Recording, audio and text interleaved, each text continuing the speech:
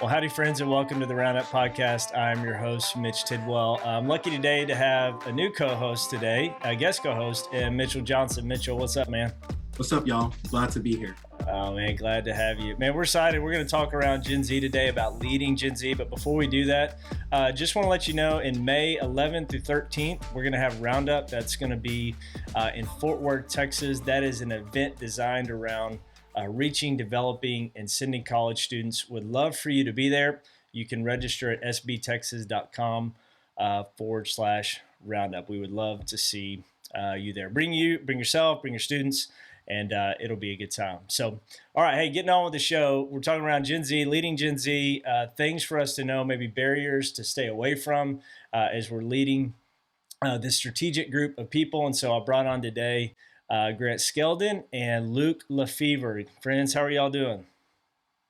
Good. Oh, man. Doing great. Thanks for having me on. Man, glad to have you guys on. Grant's been a sweet friend that was in Dallas who started the Initiative Network, which is a movement of millennials in Dallas and really was raising up missionaries, like local missionaries in Dallas, who's now in Nashville. He'll say a little bit about himself here in just a second. And then I met Luke last year in 2021. He is the director of Consecrate movement that he'll share about here in just a second. But guys, thanks for being on. So glad to have you. Hey, as we get going, for those that don't have context for you, I'd love for you just to introduce yourself, who you are, what you do, where you're from. And Grant, let's start with you, brother. Yeah. So from Dallas for a long time, got married a year ago, moved to Nashville 2 weeks later, and took a job as the Next Gen Director for Q Ideas. That's led by Gabe Lyons and Rebecca Lyons. Gabe started Catalyst a long time ago, Catalyst Conference, and then about 18 years ago, he started Q Ideas. I'd say, Catalyst was for leadership, especially church leadership. Q is for Christians and culture, and just discussing and thinking and just being, biblical and thoughtful and winsome in what's going on in our nation. The whole concept of having the Bible in one hand and the newspaper in the other, and instead of leading by fear, but having hope, but also good awareness of what is God doing, where is there signs of life. And so we do a big national conference every year that's next month, April 20th to the 29th at the Belonging. And then behind the scenes, I also do a lot of retreats for high capacity young Christian leaders in the church, but especially, again, Christians in culture, authors, musicians, speakers, professional athletes, any online influencers like actors, actresses, just like Christians that are in the culture that if a Gen Z person was not maybe going to church, which many unfortunately are not, they would maybe watch these guys, subscribe to their channels, see them on TV, listen to the lyrics and their music, and just think it's so crucial that we don't just train pastors for the church, but also missionaries for the culture. And so trying to make sure that those guys that are out there are healthy, that they potentially finish well, that they can get poured into and have a place where they could also take their cape off and don't have to find their identity in this very unique gift that they have as well. Man, that's awesome. Thanks, Grant. Luke, how about yourself? Yeah. I like you said, my name's Luke LeFevre. Like Grant, I got married just a little over a year ago as well. So Grant and I both had 2020 weddings, which was quite interesting. Yeah. And then, just got married just a little over a year ago, and just had our first baby 4 weeks ago. So in the thick of that. So if you're wondering why I have this weird pink wall behind me, it's because I'm in the nursery, and it's the only place I can guarantee that will be quiet for a little bit here. So, my wife and I live in Nashville here, been here actually born and raised in Nashville, been doing college ministry here for the past several years, but currently we lead a ministry called Consecrate, which focuses on calling the next generation into total devotion to Jesus. And really our kind of God goal, God dream with that is over the next 10 years to try to rally and mobilize 100,000 students to be active in reaching the next generation with the gospel and calling them into that total devotion to both Jesus and his mission. And so that's kind of what we're in the thick of right now. Man, that's great, Luke. And if we wanted, so Mitchell just got Johnson, he just got married at the end of December. So if we want, we could Oh, just come talk on. about being Come rookie on. husbands and the bear and the hurdles. Yeah, man. Well, hey, I'm 4.5 years in, and I say, marriage is not like football. You don't become a veteran at year 3. Still very much a rookie in every facet of being married. So, and I got Luke. I've got a 2-year-old, and then I have Yeah. one that's about 4 months. And Yeah. bro, it's wild, man. So, Yeah, man, 2 of them. That way you haven't outnumbered the kids anymore. Like there's 1-to-1 now. You're getting close to being outnumbered at bro, some point. here's a prayer that I'll say, and we're getting off track here, but if you're a young guy who's getting married, having kids, here's the prayer you need. Lord, increase my emotional capacity. That has Yeah, been my yeah. prayer, because man, every kid, every person, it's like there's just more to give. So when I got married, that's what I was like, hey, I wish somebody would have told me that. Now we have kids. It's like, dang, man, I really need some more emotional capacity. But all right, hey, let's get back on track here. Hey, Grant, I'd love to hear, man. You're in Dallas. You worked a lot with millennials. Now I know the focus is probably millennials too, but Gen Z as well. So you're working kind of locally there in Dallas. Now you're in Nashville, kind of working on a more national platform, probably even global platform. Man, I'd just be curious to hear how maybe your perspective has changed about the generations, and even particular Generation Z. Yeah, I mean, there's two things that probably stick out. Especially, I'm always trying to listen to trends, or like, man, when I see diverse people from different cities, even especially if they're in different industries, they don't even know each other, and they're all talking about God, doing Mm. something in a place, or maybe saying similar things to each other. I feel like that's the privilege of the work that like I get to do, and Mitch, you get to do, is we get to be kind of like mavens of what God is doing. And there's probably two things, and one is actually Luke. I meant to say this to you. Me and Luke spoke at a conference yesterday in Atlanta, and got to do a panel, and you mentioned the thing about like we're so almost obsessed with thinking, how do we reach the next generation? Which me actually, we should say, we said it the way we actually mean it, is how do we get young people to come to this event in our building? Yep. That's what we really mean. If we look at our function, like if we look at the function of what we're trying to do, it's really like, how do we get young people in the world to come to this event in our church?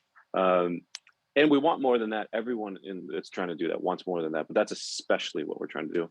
And you talked about how we kind of like going to, where are the young people, and let's just like bring it to them. And maybe you'll have a chance to share a little bit your story of doing that.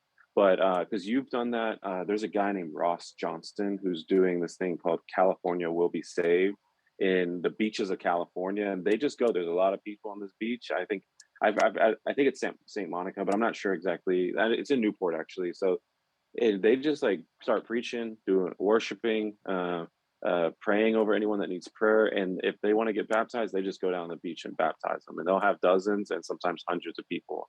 There's another girl, Jessie Green, who, it's almost like this gathering of like grassroots evangelism, where it's not like, which I really appreciate, guys like Greg Laurie, or even like sometimes Louis and Passion will go to a city, and it's like a year out. There's a group called the Send, and for like a year they'll plan on this big stadium like gathering. But I'm seeing also this next gen start doing like these grassroots. Like, we're not going to go a year out. It's like this weekend.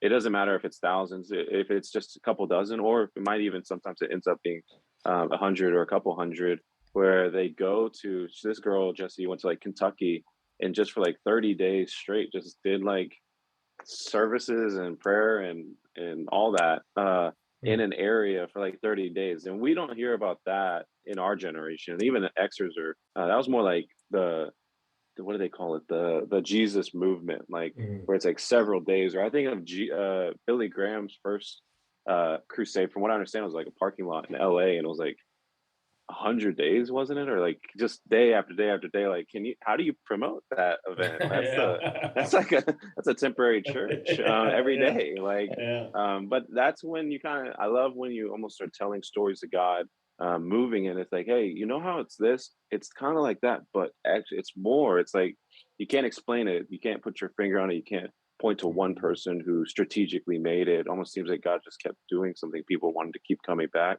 So there's that. And then probably a huge thing that stands out too is that I have felt like, as try to be as quick as possible in seeing this, but I try to follow the trend of the church, and I've always felt like church was a sacred event. It sounds like at some point 40 years ago, 50 years ago, where it's like everyone went to church because it was what you were supposed to do. Even got dressed up to church. That's almost Mhm. comical now to think about dressing up like you were going to a wedding, but you were going to church for the Mhm. next generation at least. But eventually, it didn't wasn't a sacred event anymore, and people started leaving, and there was the seeker sensitive movement, which does get a lot of flack, but there was a lot of the reason and the impetus of doing that was there are so many people hurt by the church or lost that guys like Bill Hybels, like Rick Warren, Andy Stanley, I think Ed Young Jr. There started being even Life Church, maybe a little bit like started making these churches that was designed for those that were hurt by the church or just very de-churched or unchurched or felt like church was irrelevant, and they did start winning over a lot of people that just didn't want to go anymore. Mhm. But the shadow, because I think every generation swings the pendulum somewhere, and then there's a shadow. I think the shadow, of course, as we know, is sometimes that can be a little too comfortable. Sometimes it feels like, oh, we're just safe. I'm not getting challenged. I'm just getting helped in myself, like self help. It can sometimes feel more motivational and not actually like the conviction to a repentance. Sometimes it can be just so slick, and there's a lot of fog, and there's a lot of like it's so produced that you're almost losing like that sacredness that the generation before came to. And then I point to like, well, what was the next move? And I just feel like Xers, and I think of Matt Chandler, I think of Mark Driscoll. Like for our generation, all of us are like, Mhm. except for Luke, are like in their late 20s, early 30s, or maybe like mid 30s.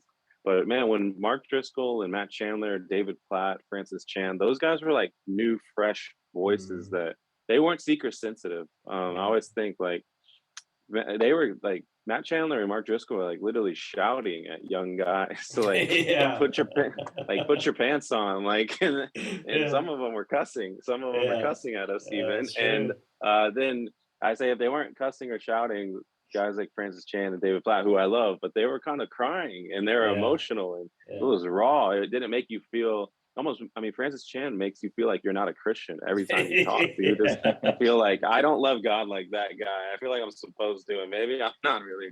Yeah. And so, but the next generation, man, we loved that, and so it went from like a sacred event to I would say an awesome event. We're trying to make it cool and relevant to, or just like comfortable, and our kids are safe here. To like this authentic event, this gathering.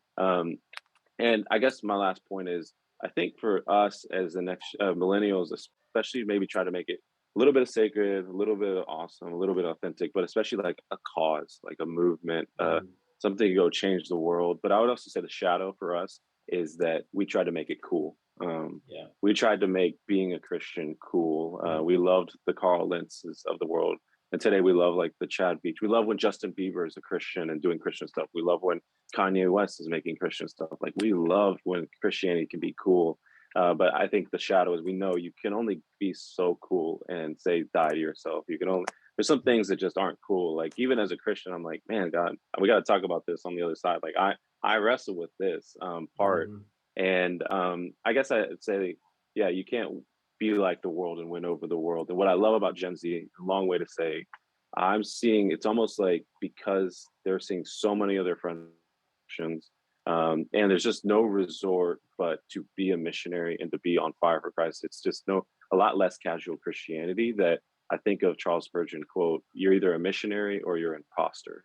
Yeah. Mhm. And I think that's more of the for next gen, more and more, even now for millennials, where it's like you're either in and you're all in or you're out. Like there's no reason to be um, in the middle. And even I think the enemy's losing, at least in this, that we may have less Christians than before, but the next generation that are Christian, I think there's a lot more of them that are just all in. And I really appreciate their fervor and that the desire to not just be cool enough, but like to just preach the gospel, to rely on the Spirit of God to move. And a real biggest thing I see is this desire for revival. Mhm. Yeah, Grant, that's so good and super helpful. Even like how you laid out like the history of the church and what you've seen in trends and movements. I think that's like extremely helpful. And especially for me as a church leader in a place like Austin, where we have so many types of churches that are still kind of like, Bible Belt type of like churches, where it's like we're doing a little bit of the attractional events, but we're also doing kind of sacred church, but we're also wanting to reach like the new generation. And just like you said, man, I've seen Generation Z just want Jesus, like no strings attached. They don't want anything hidden with a veil. Like they want Jesus. They want to see him move practically on campuses, like in their city. And I think it's just beautiful. I love it. And I love what God is doing and bringing that type of revival, not just to our church, but to so many churches, and honestly to our nation. And Luke, I love like what you were doing with Consecrate. I know last minute we tried to get some of our students to kind of head out there to DBU and go and do it. But man, I love just what I've seen from it. And so being a part of Generation Z, but also being a leader, honestly, for Generation Z, and just your hope and your fervor for seeing them love Jesus with everything. I'd love to hear like kind of your thoughts about, just as, like I said, as Generation Z, like thinking about the things that Grant was just talking about with like the future of the church, the needs like for not just reaching Gen Z, but like honestly cutting them loose from maybe the ways that we've traditionally done things. Yeah, I mean, I would agree with Grant where it feels like there's this just like radical kind of undercurrent that's in the heart of Gen Z of we want something that is just that total stripped away, like I am all in for Jesus. And I think as much as we can call them into that, that's what seems to resonate the most. But honestly, I think that's the message that has always resonated with the church throughout history, because that's the gospel, right? It's like a call to forsake all and follow Jesus. Like that's the gospel. And but there's this particular level, it feels like, of them latching onto that and getting it. And I think as much as we can continue, like the reason our whole ministry is called Consecrate, right? It's like this call to consecration that we define as a separation from the world and a separation for Jesus' mission. And this idea of, I think in the past, where even I'm seeing more of a hunger for things like holiness and this desire to be set apart from the world, and where before it was kind of this taboo subject almost of like, don't talk about holiness because no one will want to hear it and it just scares everybody. But there's this real desire of like, no, we want clean hands and pure hearts. And so even with talking about, okay, how do we mobilize, how do we just get into strategy with Gen Z and things like that. We were talking about this a little bit, Grant and I, at a conference we were at yesterday. But I think one of the things I've seen, and we were talking about this with some other just church leaders, with the kind of the differences between the generations, is it's almost like there's been a hesitancy over the past few years to start empowering young leaders and giving them the platform to lead, and to even, I think, specifically around like preachers and who's next step to preach, who's next step to teach. And so there's a lot of these ministries almost going, hey, where's our bench? Like with people that could rise up to preach, to teach, to reach the next generation, to evangelize, like where are our evangelists?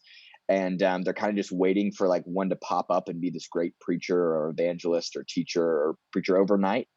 And I don't think they're going to get that without reps. And so I think we have this kind of split between people mistaking delegating for empowering, where I think there's been a lot of leaders that are like, oh yeah, I need to delegate to the next generation, but I would more so define delegating as giving them things you don't have time for. Of like, hey, I don't have time for this, so I'm going to give this to a young person to do. Where I would say empowering would be more so giving them things you honestly want to do yourself, but you choose to take a step back and go, I'm going to give them the opportunity to do this and give them feedback on it. And John Maxwell has this great quote. If he says that the best leaders don't gain influence by hoarding it, but by giving it away. And I kind of have this posture of like with even young guys that I'm leading, is if you give them influence, they'll give you influence. And it's like, if you empower them, give them opportunities to lead, give them platform, there's this level of, they will get you in with the next generation. Shane Pruitt, who's the next gen director for the North American Mission Board, says the best person at reaching another young person with the gospel is a young person on fire for Jesus. And so I think as much as we can empower and rather than just delegating, there's this level of, that's how you're going to get influence with the next generation. So those are a couple of things that I feel like we're seeing. And there's this trend, I feel like, this separation of 30, 40 years ago, you felt called into ministry, you felt called into reaching the next generation. It was this immediate, hey, let's find ways to help you do that and empower you to do that. And over the past 20, 30 years, it's been more so, hey, we need you to wait till you're 30 to start preaching, to start evangelizing. So those are just a couple of things that we're seeing. And to even think about you think about the traditional way, at least in Southern Baptist culture, which is mostly who's listening to this, is it's, it was kind of, hey, there's a call to ministry. There is, you go to college, then you go to seminary, and then you go get in a church. And so when you look at all that together, you're looking at basically it's 7-8 years before you even get even a role to do that. And you look at, the way that the speed of culture today, it just doesn't fly. I mean, even when I came out of the, saved when I was 23, went to college for 1 year, and it was for me, it was like, it just didn't move fast enough in some ways. So like I did it online and then just did ministry to go along with it. So I think there's some structural things that have been in place for years and years and years that are going to have to adapt to, like you said, empower the next generation. So great stuff, guys. Hey, Grant, I'd love to, Q Ideas, it helps, with faith and culture. And so typically church is always behind culture. And so in light of what you're witnessing, where do you think the church is kind of missing it in terms of being like a faithful witness to the next generation? Yeah, that's good. I think probably missing it two ways, I would say, is one, we allow, even for myself, I'll actually be honest, for myself, as I've joined Q Ideas and I see that they talk about all the different topics, they really try to look at what are the current issues in our nation, and then let's do about 30 to 40 talks from the best experts of faith in those fields. And it's probably about 90-80% not pastors, but like from scientists to they talked about COVID stuff, and they had Francis Collins, who's Dr. Fauci's boss. He's like above him, and having him talking about it, it's like, it's pretty cool to see who they have. They're talking about like abuse or like a scandal with women in men in leadership, or like kind of some of the Me Too stuff. And they had the first girl that was in the I think it's Rachel Hollander is her name, and she was with that Olympic, I don't know, medic or doctor. Yeah. And just, I'm like, man, I'm really impressed by who gave a lot of thought into, and who he brings in to speak on these topics. And it's so profound. But what I've realized when I joined, because I wasn't too involved in culture myself, and this may not be the sentiment of all next gen people, but I had this sentiment of like, look, I see my parents and my grandparents, especially, so involved and glued to the TV, watching what's going on in culture, whether it's CNN or Fox, if we could belittle it to just two major groups or sides, if you will. And what's ironic is neither of those sides seem really happy with the results of being that connected or engaged. So I'm like, doesn't seem worth it to me. Doesn't seem worth it to like, okay, be very involved in this so I can be unhappy and frustrated all the time and mad at another half of America. The other half of America, I guess. And so I've kind of thought, man, I'll just pray. I was focused on making disciples, and God will work it out. And I think God's turned a leaf from my heart as I've seen more of what's going on and thinking. And part of it too is because I saw so many different issues as political, and now I'm not seeing things as political. I see a lot of things as biblical. It's political if I just try to take talking points from one side or the other, but this would go into the second thing is, so first thing is, I think we allow culture to tell us this is a political topic instead of telling them, no, this is a biblical topic. If this impacts the Imago Dei, then this is something God God has a heart for, and therefore his people do too. And then two would be, I saw a study. I wish I could tell you the exact numbers. I don't want to. I could just say with confidence that it was Barna. I was at a meeting and it was literally George Barna, not the Barna Group. It was like George Barna himself. So I'm like, yo, this is the guy. Yeah. And he was doing a study saying where they said they found, this was in 2020, and so they said that it was like the majority. I want to say it was at least for sure above 80%, where it said 80%, 80+% of pastors in America believe with confidence that God's word speaks into every current issue that's being talked about in the election. But it was less than 80%. It was like maybe, I think it was like 9%. But again, just hear me, that was low percent. But it was like basically about 80+% know God word confidently speaks into every topic of the election, but only like 10% are talking into those topics of what's going on in the election. And so what I'm not saying is I think Christians should speak into the election, but I do think we should inform, show what does God's word say. And there's definitely, again, it might be us having to be, never in probably American church history have we had to be wise as serpents and innocent as doves in having to address these things. But I'll just say this is when the world is talking about what's current and what's happening and what's impacting people, and you got a generation that really wants to change the world and they care about the hurting and they care about people. And then the church that we have always known is supposed to change the world and cares about people is silent on all the things that are current and impacting people. It starts making the church and pastors feel like out of touch with what is current. And so I'm not saying I have the answers on how to do that well, but I've really appreciated how Q tries to guide pastors in being thoughtful, biblical, winsome.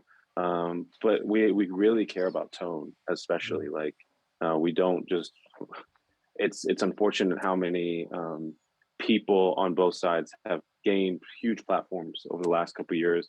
And the biggest way they do that is by putting down so badly and humiliating another side. And so I think that's where actually the church could lead, I think the church is way more hungry, even if without knowing, for, I don't know if this is a little off, but like there's a reason why people love Ted Lasso. And there's a reason why people love like This Is Us, and these shows that aren't dark and gritty. I feel like maybe going on a tangent a little bit, but I'm a big show and movie guy, and I feel like, man, every show and movie today, it's like, especially show, it's like it's got to be so dark. It's like Ozarks, and I feel like Breaking Bad really made that happen. It's like this, you get to see the depth of darkness and how it happens, and I really do appreciate that. And House of Cards started doing that, and now it's like every movie from Game of Thrones to the big ones. Walking Dead was a big one.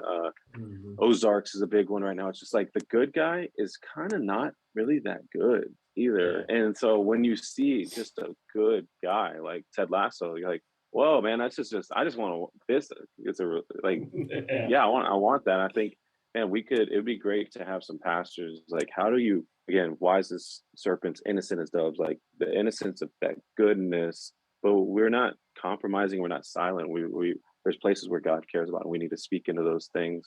Ted Lasso, I love when you get to see the stern side. He's like, no, I'm not going to do that. Even Bob Goff, I mean, young generation loves that guy.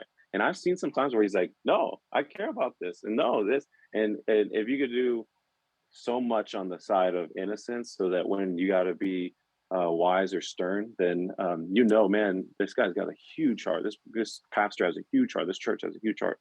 When they lay down the law like in this, it's because God must really, really care. This is justice that He cares about.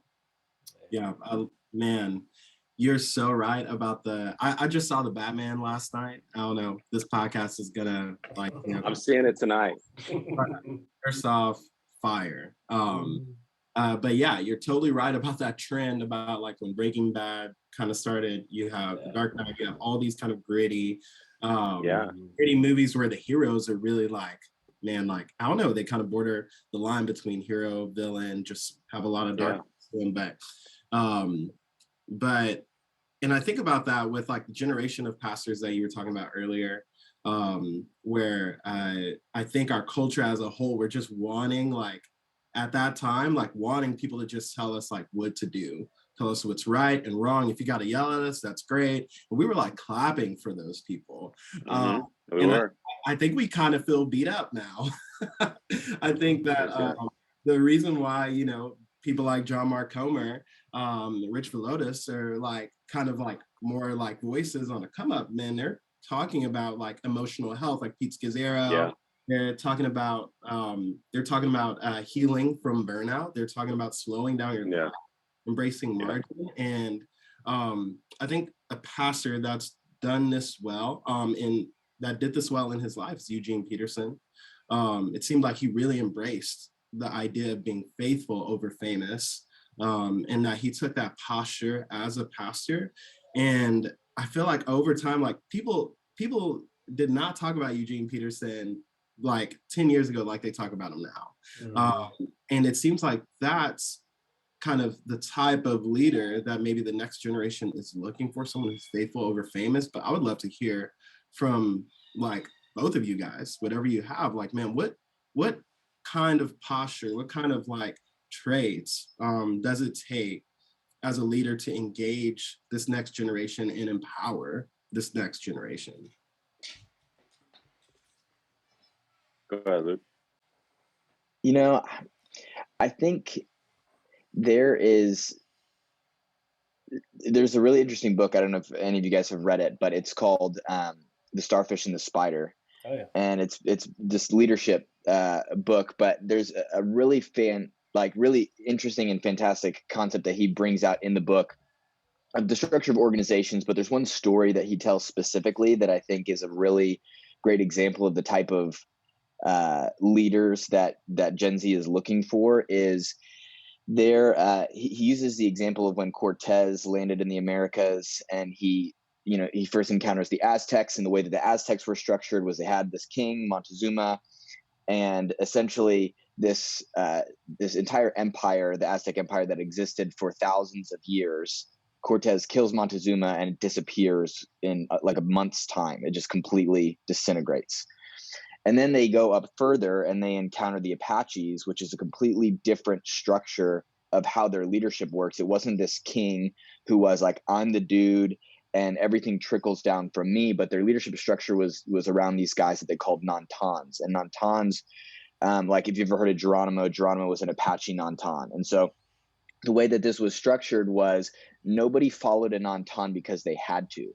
Like there was no this legal structure of the Nantan is in leadership and you have to follow this dude.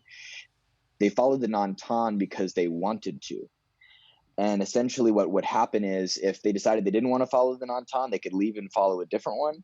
Or what eventually happened is when Cortez and the Spaniards tried to knock him out and kill him, is they started killing the Nantans. What would happen is rather than killing Montezuma and it disappearing, they'd kill a Nantan and 5 more would pop up, which kind of makes me think of like underground church in China, right? Like you've got these leaders who are leading networks bigger than any church in America. Nobody's ever heard their name. They take out one of the uncles in China and 50 more pop up in their place.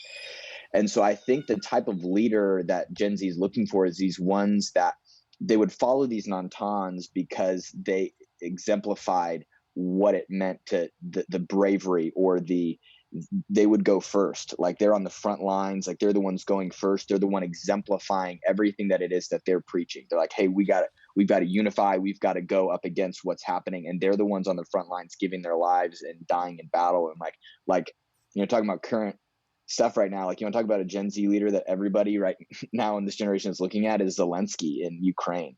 Like this dude that's on the front lines, like he's not leaving. He's like, I'm here. I don't care what happens to me. I think that's the type of leader Gen Z is looking for, not one that they have to follow, but one that exemplifies everything that they like deep down really want to do, but has the bravery and courage to do it. Like whether that's radical holiness or whether that's standing for justice when it's extremely unpopular or whatever it looks like, that's the type of leader that's inspiring and grabbing the hearts of Gen Z and that they're following. And I mean, that's the type of leader that Jesus was, right? It's like these people were following Jesus. He didn't have any type of structure that commanded their allegiance other than I want to follow this man. Like there's something about this guy that's so captivating, and he's practicing what he preaches. And I think that's the type of leader that's going to lead Gen Z forward. And so that I think has been something that I've been really kind of captivated by, that idea and that concept as of recently. And I think a lot of other Gen Zers are as well. Hey, Luke. As I hear you talk, there seems to be a real focus on like leadership is a something that you're really passionate about, Gen Z, as far as following, and it's the idea of desiring. I want to follow someone not because I have to, because I want to, in these like flattened leadership structures. Yeah. I'm just curious. Could you articulate? Why is that leadership such a focus? Like, why would?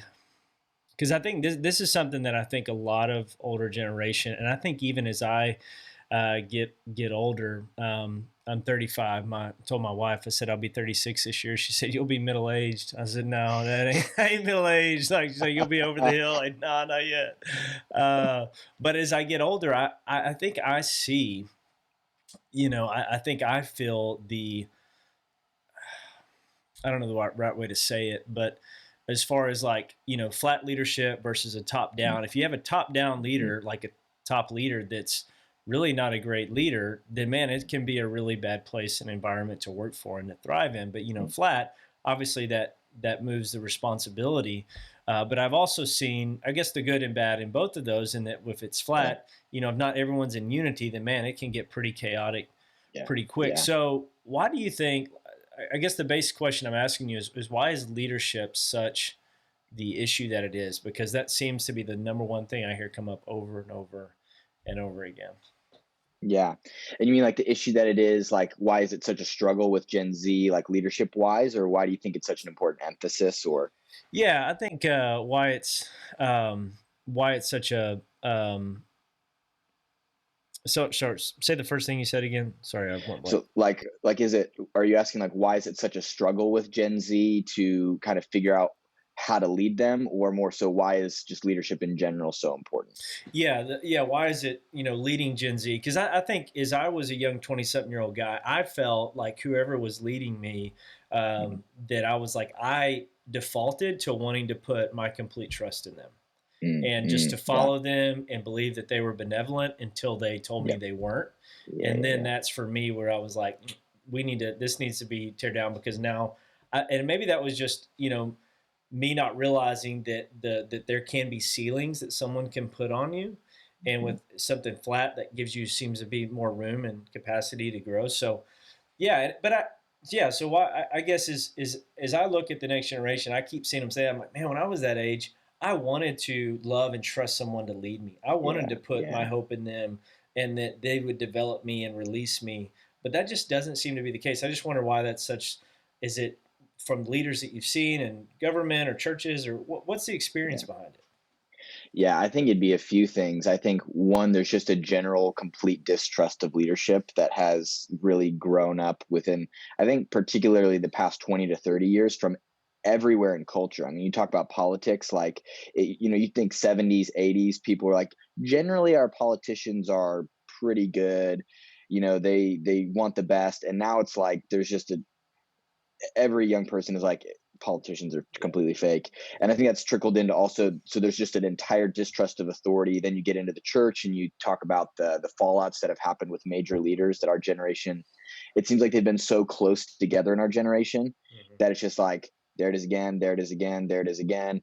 And so there's just this general distrust of leaders, particularly male leaders. And I think, just like Grant was talking about, even all the scandals that have happened within the sports world with male leaders, like, so I think there's just this general distrust of leadership. And then I think there's also been where we've moved into more of just ideologically more of a post-Christian culture. I think the past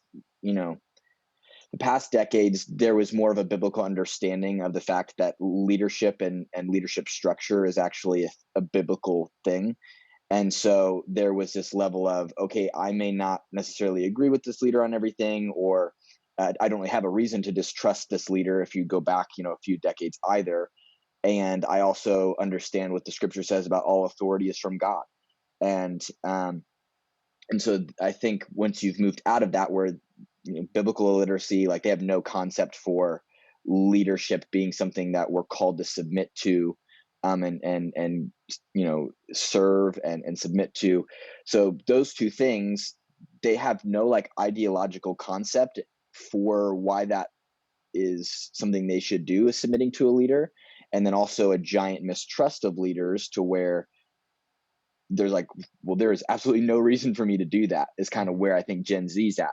Yeah. And so I'll say, like, personally, as a Gen Zer, I firmly believe in the biblical concept of submitting to leaders.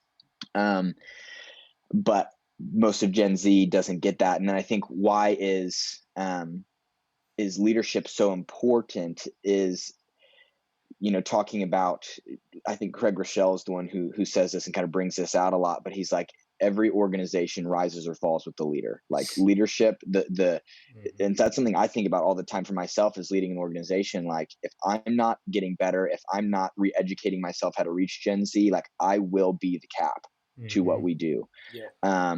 Because whether I want to or not, whether I try to empower and delegate and bring in people on our team or not, like I will eventually be the cap if I don't learn how to engage. And so those are, I guess, kind of the things that we're seeing. I think the kind of the reason behind it, and then just the importance of it. Dude, and I think 20 years ago there's like positional authority and relational authority. Yeah, 20, yeah, 30 years ago, your position and your title carried some weight. That's yep, almost yep, like zero now, in yeah, any yeah, position. Like you have to gain that relational equity.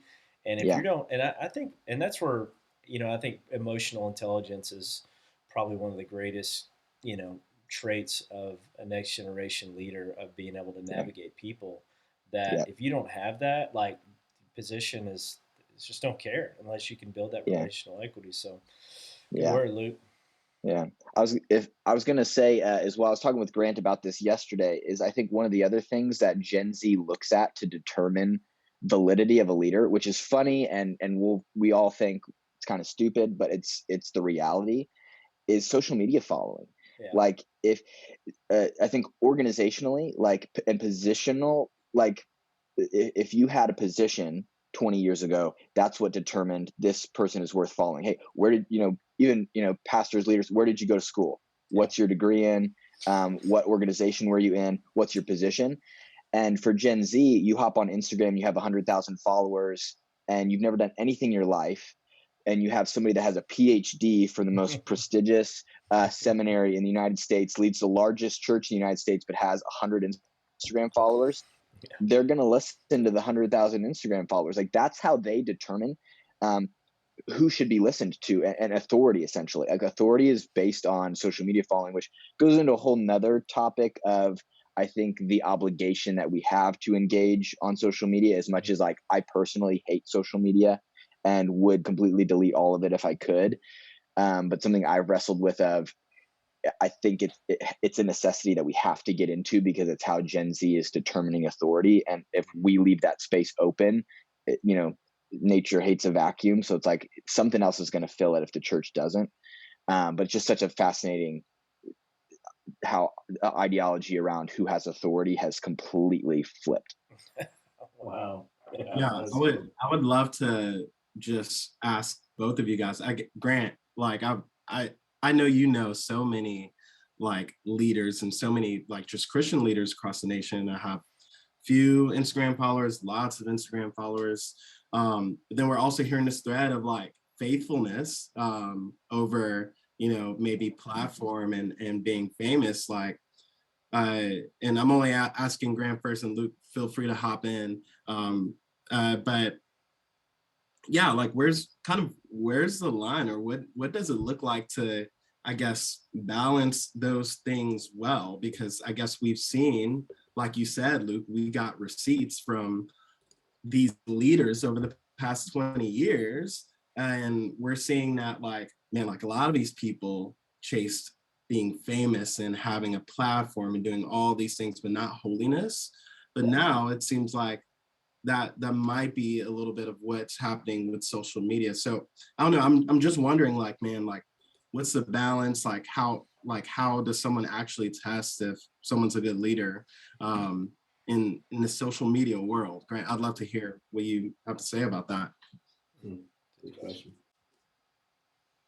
I say two things. One is we can demonize online influence, or we can leverage it for the kingdom. And there's a lot of pitfalls in online influence. And yeah, as you know, I do a lot of retreats to give healthy spaces for guys with. I mean, literally, I actually did for the like 700-ish young leaders that have come to our dinners or retreats. It was 220 million online reach. I'm like, man, you can really do something with this group. But and you know, you can act. This is not all, but yeah, a lot of them need shepherding just as much as everybody else. And I just try. I would say to the online influencer, I'm always like, dude, trying to really affirm in them how much, like, remember who you were before all this like blew up, and why you got into it. And also, you could never post another thing again, and God would still love you. And a lot of the same thing I think every Christian leader struggles through, whether you're a good speaker, a good pastor, a good nonprofit leader. Just the irony that pre-Christ we ran from God and tried to find our identity in something else than Him. Then by the grace of God rescued to Him, we go a couple months, maybe years, and for at least high capacity Christian leaders, we then find another thing in Christ that we can do for Him. And then we pair those two together, like, oh, this is my new thing, but now it's good because it's for Christ. And we eventually start really focusing on that thing we're really good at. So anyone who gets that wrestle with it, most strong Christian leaders, it's the same thing for an online influencer. I see the gospel movement of all that is it's an air game and a ground game. And so if I'm talking to the guys that have the big messages, yeah, they can do a lot of getting a message out there, but it can't always go to the depths of discipleship and the depths of transformation. But getting a message out there, I mean, is really helpful still. Like, there's a lot of things we could see in history of, just getting messages and concepts out there.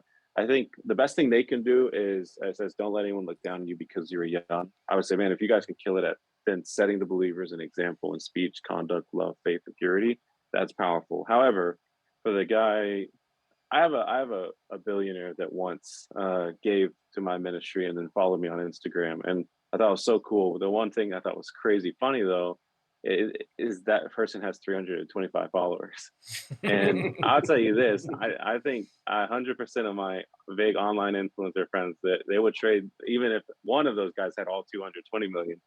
They'd trade it for the billion. I swear, I think they would. And so, like, it just doesn't translate all the same way. But I think, man, I love the diversity racially of God's people, the diversity denominationally of God's people, the diversity of generation, and we'll just say the diversity of industry. In the world, online influencers get a ton of love and a ton of respect. In the world, I think preachers and speakers get way more respect than disciple makers do, and then missionaries do. And so it's the same in the church. We highly over glorify certain gifts and often undervalue the ones that are probably like what we see in the book of Acts and we see with the New Testament with Jesus' the disciples. I just try my best to be like, all right, God, I'm not gonna say there's right or wrong, because I mean there's definitely celebrity in the Bible. There is a new move of trying to like kill the idea of Christian celebrity. I'm fine with like Christians, I guess, celebrities that like don't need it, don't have to have it, and they would give it up in a second. But as long as they have it, they're going to use it for the gospel boldly. Because Jesus was a celebrity, Paul was a celebrity. A lot of guys. I mean, I think every prophet in the Old Testament was pretty celebrity. The fact that they went around Jericho, and Jericho was actually afraid of them because there was some celebrity around what God had done with them. As long as it's like God's at the center of rising, and maybe even bringing down, and their soul's not attached to it. It's all different strategies of making God known, making God in a deep relationship. I don't know. That's my thoughts. But I'll just say, especially too, it's like the Christian pastors, nonprofit leaders, the ones that don't have the big online influence. There's a lot they can do in encouraging and just being simply a friend to the online influencers, just like they can do with actors and actresses. I was talking to Bishop Claude Alexander's a large, predominantly Black church in Charlotte. Awesome, wise sage of a man. And I was just telling him, man, if you ever came and spoke into my group, you'd find, though they have like millions of followers and they're in Hollywood or they're just professional athletes or doing all this cool stuff, you'll realize, and Mitch, you got to see this. These guys, I talk to them and be like, man, you got a ton of people watching what you're doing, but you're kind of remind me of just a college kid. Like, you don't know how to have a calendar. Like, you don't know how to like do some basic stuff because you are still that age. And I remember this was just like 3 weeks ago, and he said, I used to preach pretty regularly to the I think it was the football team, the NFL football team, and with the chaplain would bring me in, and he would always tell me, don't adultify these guys just because they're millionaires and they're professional athletes. He's like, don't adultify them. Like, they think of them just like you would preach to someone who was in college or right out of college, because all the things except for their money and their fame and their online influence and all that, they got all the same issues a post-college kid is going to have. So speak exactly to that, and maybe even call them higher because of all that stuff that they have. And I found that to be extremely true for those people in influence, and they need friends like that don't adultify them or just celebrate them. Like, they're not impressed by them, but do be encouraged by them. That's what I try to, like, I'm not going to diss your fame, but I'm also not going to I'm not going to worship you, but I'm encouraged by you, and I see a lot of potential what God could do through all of it. That's good, bro. That's a good word. Well, y'all, I think that's about all the time we have today. But so, Grant, thanks for coming on. Luke, really appreciate you guys giving your time to us. I know this is super helpful content. Absolutely, man. I respect the mess out of all three of you guys. I love doing this. It's like one of my favorite combos. Love it, man. Love it. Yeah, thanks for having us on. I really appreciate it, guys. Good to hang with you all today. You got it, bro. Mitchell, you're a great co-host, man. Let's do it again. Yeah. All right, friends. Well, thanks for joining the Roundup podcast. Don't forget, follow us on social media at SBTC Collegiate. That's on Instagram, Facebook, and YouTube. And I guess we'll see you next time. Thanks, y'all.